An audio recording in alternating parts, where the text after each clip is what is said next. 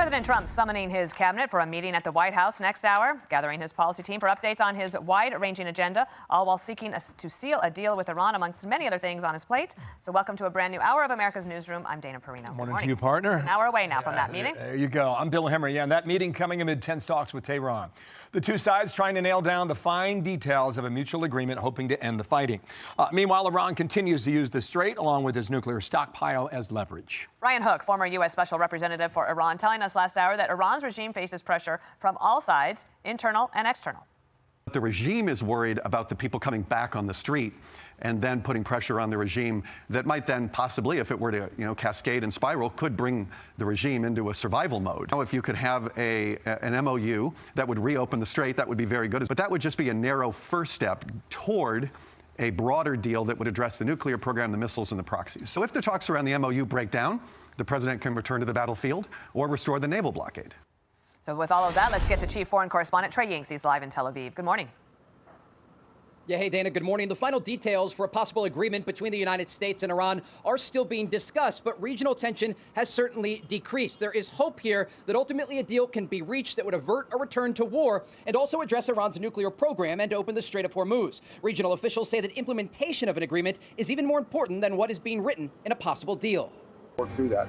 But this is, it's either going to be a good deal or there isn't going to be one.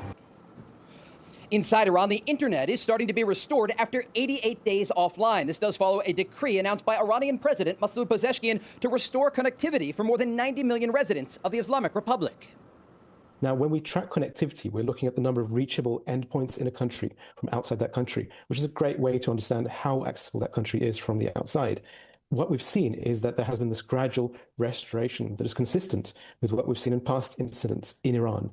This is a process that can take several hours, days, even weeks for the provinces. So it's definitely a stepwise process, but we've seen that process does appear to have begun. We're also tracking the conflict between Israel and the Lebanese militant group Hezbollah, Iran's largest proxy in the region. An Israeli official told Fox News that preparations are underway for the upcoming meeting in Washington on Thursday that will formally mark the start of the military-to-military channel between Israel and Lebanon. The official added that Iran hopes the broader ceasefire will undermine the current efforts between Israel and Lebanon aimed at weakening Hezbollah. Overnight, the IDF struck a series of different positions across southern Lebanon as ground forces are advancing deeper into Hezbollah territory. And Dana, just a few minutes ago, the Israelis issued a new evacuation order for residents of southern Lebanon, an indication that this bombing campaign is expected to resume in the hours ahead.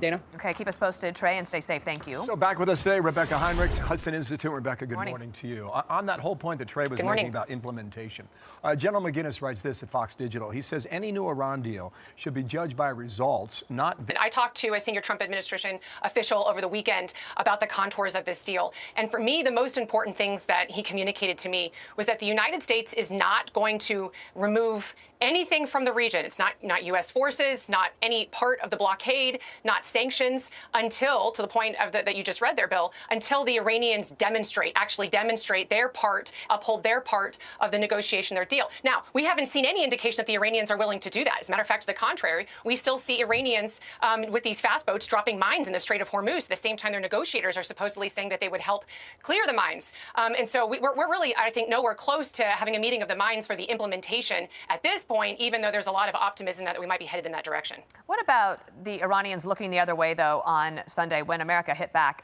when they were laying those mines? We have Sunday or Monday. Iran didn't really react that much. I mean, are they looking for a way to get to yes?